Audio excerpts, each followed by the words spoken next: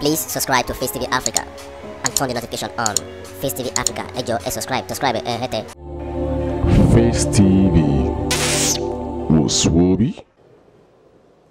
Members of the National Assembly present, members of the Federal Executive Council present, service chiefs, and I believe the Inspector General of Police in particular is here, Your Excellencies of the Diplomatic Corps, our Royal Fathers present, Imperial Majesty the Oni of Ife, Oba Ogunwusi Ojaja II, His Royal Majesty the Owa Obokun. We are here for the 11th edition of the Bola Tinubu Colloquium.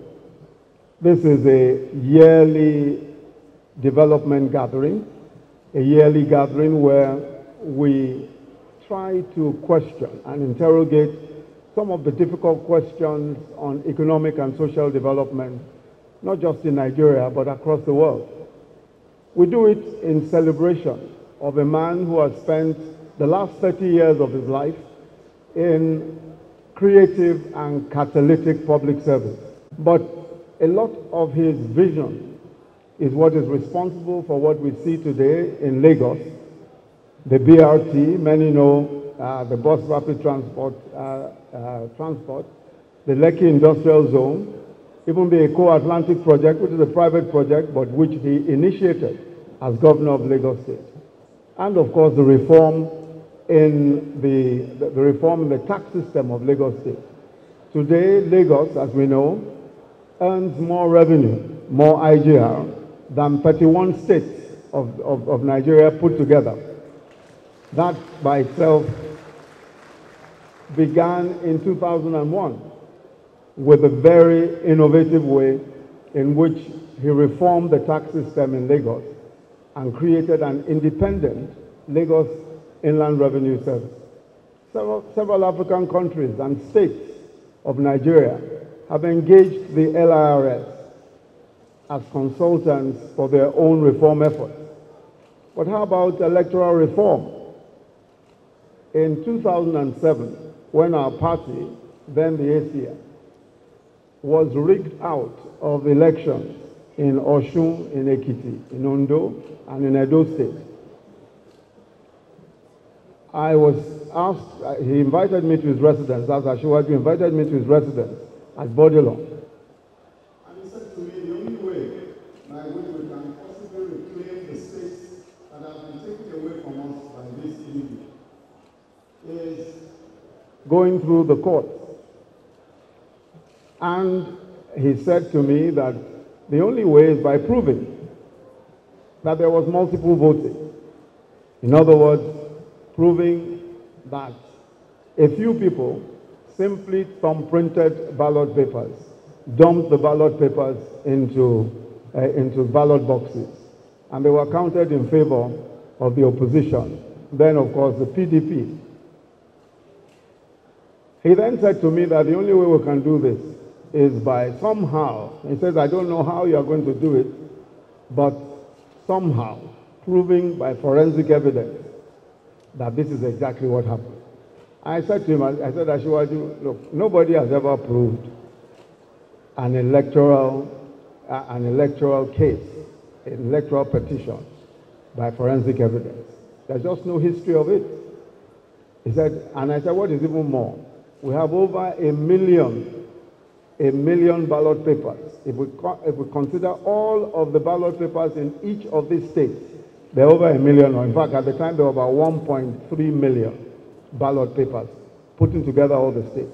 And how can we prove multiple voting? He said, you know, Yemi, I've told you what my own view is. You just go and look for a way of sorting this out.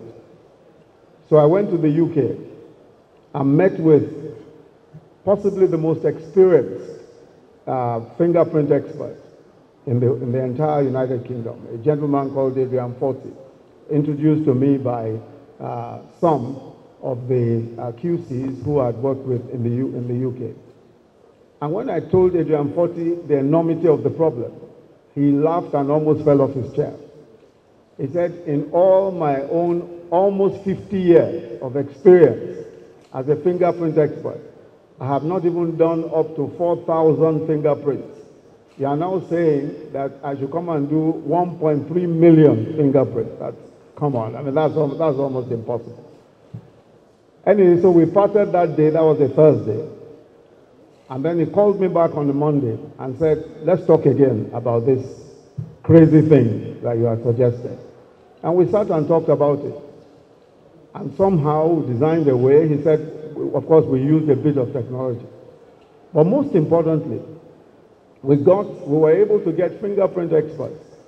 He said to me, the only way is to get the number of fingerprint experts that have never been assembled before. I said, about how many? He said a minimum of 50 fingerprint experts. In the end, we hired 63 fingerprint experts, 63.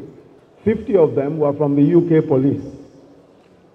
What was even more interesting about that was that even to get the UK police to support us, Asiwaju had to come all the way from Nigeria to come and talk to friends and people who he knew to try and persuade the authorities to let us use the UK police. In the end, they allowed us to, of course, in the spare time of those policemen. And we got an additional 10 policemen. Altogether, 63 policemen, working flat out for almost 6 months. We were able to put together for the first time, definitely in the history of electoral petitions anywhere in the world, we were able to put together a solid forensic case that showed that all of the places where we were defeated, it was on account of multiple thumbprinting. And we also demonstrated that it was impossible for those who said they voted. For instance, we showed that if you cast 20,000 votes in a particular unit, when we calculated the time that it takes to cast one single vote, it's usually above 5 minutes. But we discovered that our friends in that other political party were able to cast their votes in 5 seconds because all they were doing was simply thumbprinting. They just simply take out a booklet and thumbprint as many as possible. So we were able to demonstrate all of that in court. Cut a long story short, one by one, we were able to get back the states that had been taken away from us.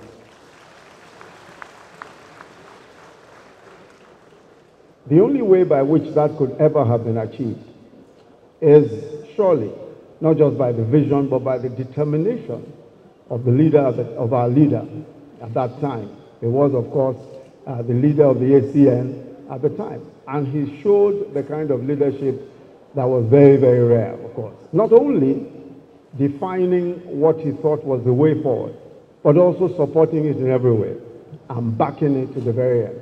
The last state that we finally won was Osun State. After almost 3 years of battling, we finally won Osun State.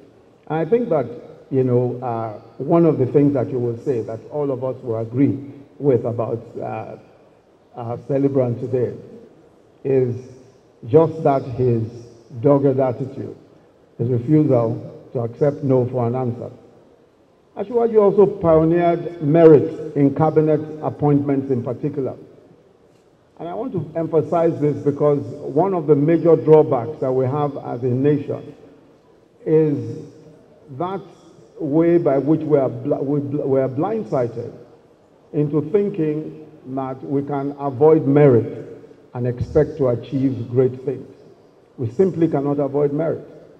I think Asiwaju demonstrated in the years when he was governor that political appointments, especially cabinet appointments, he simply looked for those that he considered the best possible material at the time, wherever they were from. So for the first time in the history of Lagos State, we had cabinet members from other parts of the country, beginning with other parts of the Southwest. Rauf Aregbesola, of course, is from Osun State. I from Ogun State. Wale Edun from Ogun State. Athawari from Delta. He became the first commissioner for land. Lai Mohammed from Kwara State. Dele Alake from Ekiti State, and so many others. For the first time, we appointed judges from other, in fact, I've forgotten Ben Akaboize Ben Akabueze, of course, from Anambra State, was Commissioner for Economic Planning and Budget after Yemi Cardoso, and for several years after that, he served as Commissioner for Budget and National Planning. But also judges, the appointment of judges from everywhere else in the country. Justices Onyabo and Justice Sibyl Nwaka were both appointed to be judges of Lagos State. There is no other state in the country except some states in the north where we've seen the appointment of individuals from other states. And Asiwaju pioneered that. Just picking the best people, no matter where they're from, is a very important part of our story as a country. So every once in a while, I think history gives us one or two persons who are gifted, transformative leaders. And I believe that our country has been gifted by this great transformative leader, Asiwaju Bola Ahmed Tinubu. I believe very strongly that this man's political trajectory has only just begun. He's a man who has tremendous gifting, and is a man who I believe God has a great plan ahead for. I pray for you, Asiwaju, that as your days, so shall your strength, so shall your wisdom, and so shall your favor with God. In Jesus' mighty name, amen.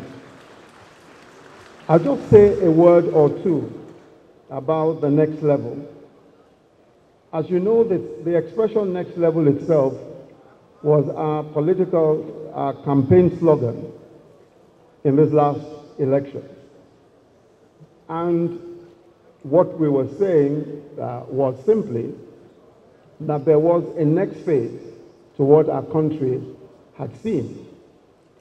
There are many who would say that there were several things that were promised in 2015 which had not yet been realized. But I think the best way of putting it is to simply say that our country for the first time is experiencing the type of leadership that is bound to lead us to where it is that we have purpose for ourselves as a government. In my view, the honest leadership, a leadership with integrity of our President Muhammadu Buhari, is a very important component of getting anywhere at all in all of our development plans. I've said before at the last colloquium that Nigeria's main problem is not a lack of ideas, is not a lack of projects or programs. It was most of the time, especially with the leadership in the past, was a lack of integrity in leadership. And corruption in particular was the reason why we were finding it difficult to make any progress. And I explained that that's why we earned $383 billion US in 4 years, 2010 to 2014, the highest ever in the history of our country, the highest ever. And yet, Lagos-Ibadan Expressway, not done.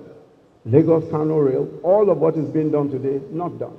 We cannot point to a single major project, a single major infrastructure project that was completed in a 10-year period, despite the high earnings, including power. So a government coming after so many years of waste must be a government first that emphasizes fiscal prudence, a government that emphasizes integrity in public finance, so that we manage the little resources we have to achieve the maximum that can be achieved. And that is what President Muhammadu Buhari set out to do. As I keep saying, the president has never claimed to be an orator. And we all know that he's not an orator. He just gets things done. It was under President Muhammadu Buhari that 3 of the 4 refineries that we have today were built when he was Minister for Petroleum. 3,500 kilometers of pipelines were built by him as Minister of Petroleum in a 3-year period. So there's a track record here, not of talking, but of just getting things done. And this is what we've seen in the past 4 years. That is why we're able to put aside the money for the Lagos-Ibadan Expressway, and that is going on apace at the moment. That is why we've opened the first phase of the Lagos-Kano Railway, and that was commissioned just a few weeks before, a couple of days, I think it was just last month, that was commissioned, the Lagos-Abeokuta-Ibadan phase of that project. The Takwewari Railway, now completed, after 35 years of being on the books. The Abuja Rail, the light rail project here in Abuja, started in 2005. Budget after budget, never completed. Was completed also at the end of 2017. Now we have that light rail. Now we have that light rail from the airport to Idu. And same as several other projects, several other major infrastructural projects. Mambila Hydro has been on the cards for 40 years. We've just put together the resources to begin that project. And we will complete this project. So for us, infrastructure is critical at the next level. You cannot have power, you cannot have a situation where you have the kinds of power situations we have today and expect transformative development. That is why we're focused on power and other infrastructure. We're focused on fixing the infrastructure in our country. And we believe that if we're able to fix the infrastructure, the roads, the rail, and especially power, we'll be able to make significant progress. Today, our rail project starts from the Apapa port, so that we're able to clear the congestion in that port, because the rail, the Lagos-Kano rail, begins from the Apapa port, and we can start taking out cargo from the Apapa port using rail as an alternative means of transportation. The same is true of agriculture, and you just heard our partners from Brazil talking about the agro-industrial phase of agricultural development. And we're committed to that project because we believe that that is what will transform the agro-industrial phase of our planning. And that's what will transform agriculture in this country and create the additional jobs that we require. It's not enough to have farmers everywhere. We need the refining capacity, we need the processing capacity. And that is what our partnership with the Brazilians will provide for us. Same is true of the reforms that we're making in education and healthcare. Today, the emphasis is on digital literacy. The emphasis is on training our teachers to be able to train the next generation of children in school. And we're focused on doing so using some of the methods that we've described very comprehensively, not just in the ERGP, but in our next level document, which I hope will be made available today. So we're focusing on science, technology, engineering, arts, and maths, not STEM, but STEAM, because we've added arts to it. We're focusing on training young people in digital skills, critical thinking, and various other skills that are necessary for the sorts of jobs that the 21st century will provide. The same is true of healthcare. Our focus on healthcare will be on national health insurance, because we cannot finance healthcare by the budget alone. It's compulsory national health insurance that's going to open the doors for financing healthcare, or financial healthcare for us. Finally, we're also talking again about social investment, our social investment program. At the next level, we're of course going to expand the social investment program. At the moment, the program is the biggest of its kind anywhere in the African continent, where we are feeding every day in our school feeding program 9.2 million children across 26 states, every single day. That program is important, not just from the point of view of providing nutrition for many of the young people in public schools, many of whom come from very poor parents, and many who may not be assured of a decent meal a day. That is a very important program for us, also because of the multiplier effect on agriculture and also on distribution of those products, and of course those we employ as cooks and other services. The same is true of our Trader Money program, the Government Enterprise and Empowerment Program, GEEP. Trader Money, market money, and all of that. where we're giving money to the bottom of the trading pyramid in Nigeria. We lend them it's a program, of course, as you know, of the Bank of Industry. We lend 10,000 naira to this bottom of the pyramid traders. Once they repay, we give them 15,000 naira. All of this is done on an electronic platform and it's on their mobile phones. And they get 15,000 naira when they pay back 20, 25, all the way up to 100. The same is true of our market money, which we give to cooperatives. And we've done, so far, trader money almost over 1 million, and market money, which is to the cooperatives, almost 500,000. And we intend to expand the scope of that. We also intend to expand the scope of our N-Power program, which is our jobs program for young people, young graduates coming out of school and some non-graduates. At the moment, we're engaging 500,000 of such young people.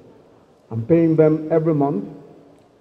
Most of them now have a device such as I have, which contains training materials for enhancing their employability skills. And that device also helps us to track several things that we want to track, and also helps them to provide services, especially survey services, marketing, research and marketing services to people who may engage their services. We intend to expand that program because we must expand the program. 1.7 million people come out of school and are looking for jobs every single year. We're able to bridge that gap with engaging 500,000 of them as soon as they get out of the youth corps. But we need to expand that. If we don't expand it, of course, the numbers continue to increase. So the next level promises to be exciting. It promises to be as challenging as possibly where we're coming from. But as the president has said repeatedly, we have no other focus, we have no other commitment but the progress of this country. And we will ensure that step by step we get to where it is that we promise the country that we're taking the country to. So I want to say to you all that the next level is for all of us. And I urge that all of us cooperate to take us to this next level.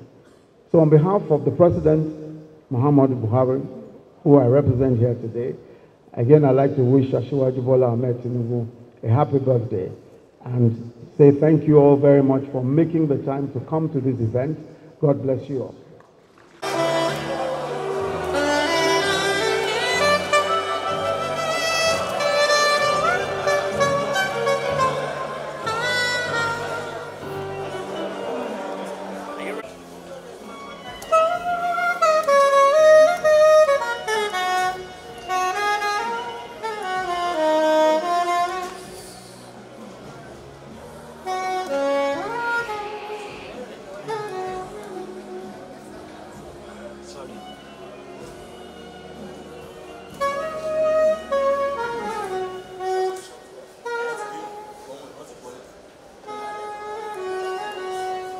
Please subscribe to Face TV Africa and turn the notification on. Face TV Africa, ẹ jọ̀ọ́, subscribe, hete. Face TV was Swoby.